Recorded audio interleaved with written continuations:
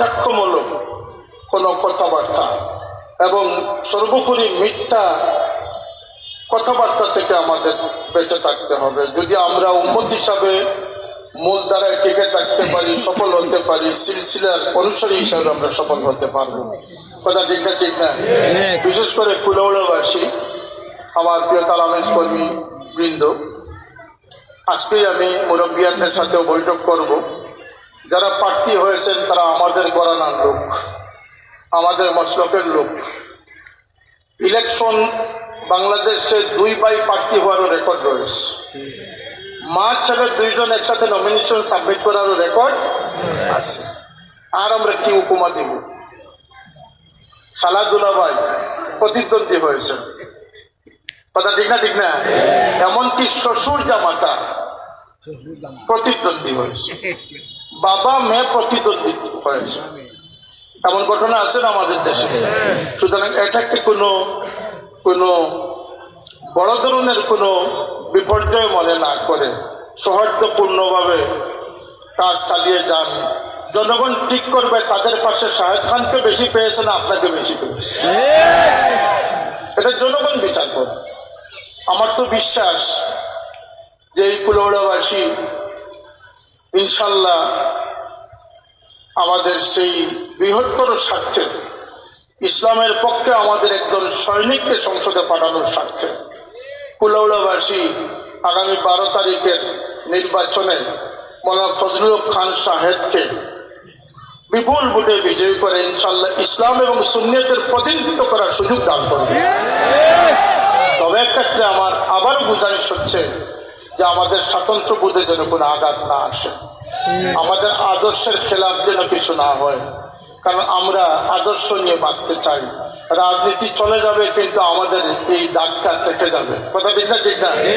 দিন যায় কথা থাকে, কথা থেকে যাবে।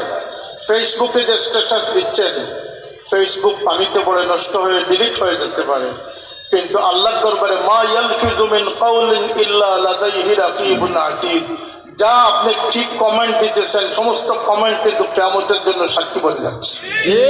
খুব সাবধান, এই ক্ষেত্রে যেন আমরা সকলের সাথে সামিল না হই, আদর্শচ্যুতি যেন না ঘটে, কোনো সংঘাত যেন আমাদের দ্বারা করলে, হ্যাঁ যদি আমাদের উপরে কেউ পড়ে যায় প্রতিরোধ করার ব্যবস্থা আপনারা করবেন।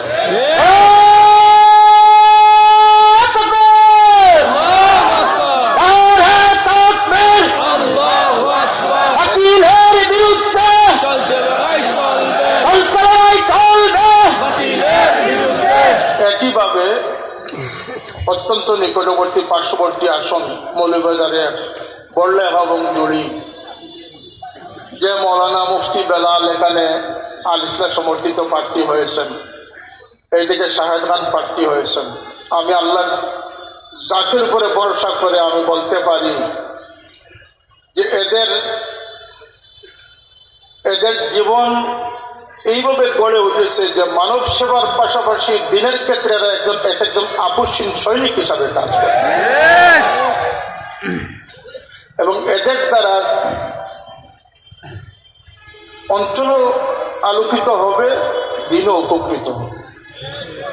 স্বতন্ত্র প্রার্থীর ক্ষেত্রে একটা সুবিধা হচ্ছে দলীয় প্রার্থী ওনার দলের এজেন্ডার মধ্যে সীমাবদ্ধ থাকেন, দলীয় কর্মীদের দ্বারা বেষ্টিত থাকেন, তার কাছে নাগরিক হচ্ছেন তার দলের ভোটার যারা তারা। আর একজন স্বতন্ত্র প্রার্থী ভোটার নন ভোটার সকলকে নাগরিক অধিকার দিতে তিনি সক্ষম, ঠিক না? সবার জন্য দ্বার খোলা থাকবে। সকল আমাদের দেশের রাজনৈতিক একটা ইস্তেলাহ হচ্ছে যে দল ক্ষমতায় যায় বাকি দলগুলো বাগান থাকে, দৌড়ে থাকে, কথা ঠিক না? প্রতিহিংসার রাজনীতি। শাহেদ খান এবং মুফতি বেলাল যদি নির্বাচিত হন, আল্লাহ করেন, ইনশাল্লাহ একটি নাবালিক সন্তানও দৌড়াতে হবে না, সবাই নিজ নিজ করে অবস্থান করবে। প্রতিহিংসার রাজনীতি এরা করবে না। এরা তরিকত প্রাপ্ত মানুষ, এরা শুধু আকীদার ক্ষেত্রে আহলে সুন্নাতের মানুষ নয়, এরা আমলিয়তের ক্ষেত্রে সিলসিলার একজন দায়িত্বশীল মানুষ হিসেবে তারা পরিগণিত। সুতরাং তাদেরকে সাহিত্যের জন্য আমি উদাত্ত আহ্বান জানাচ্ছি।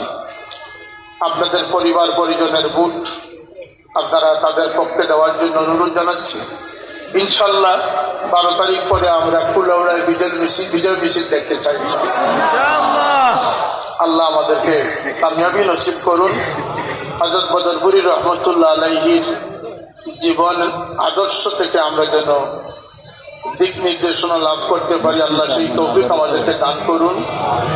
যিনি একজন মহান মুর্শিদ ছিলেন, যিনি আল্লাহ রসুল প্রেমে এত বেশি মগ্ন ছিলেন। হযরত সাহেব কিবলা একাধিকবার বলেছেন যে আমার সাহেবের চেহারার দিকে কেউ তাকানো সম্ভব হতো না, তার চেহারা থেকে সবসময় যেন নূর বিচ্ছরিত হতো। সেই বদরপুরি রহমতুল্লাহ আলাইহির ছায়া যেন আল্লাহ পাক আমাদের উপরে রাখেন। আমরা যেন এই সিলসিলার বদনামের কারণ না হই, আল্লাহ পাক যেন আমাদের দ্বারা এই সিলসিলাকে বদনামি না করেন।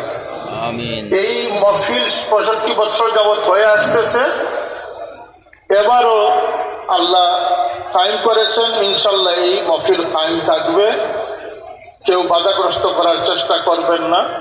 প্রশাসন আমরা কিচ্ছু বুঝি না। এই মাহফিল সকলের সহযোগিতা আমরা কামনা করি। ওয়া আখিরু দাওয়ানা আলহামদুলিল্লাহি রাব্বিল আলামিন।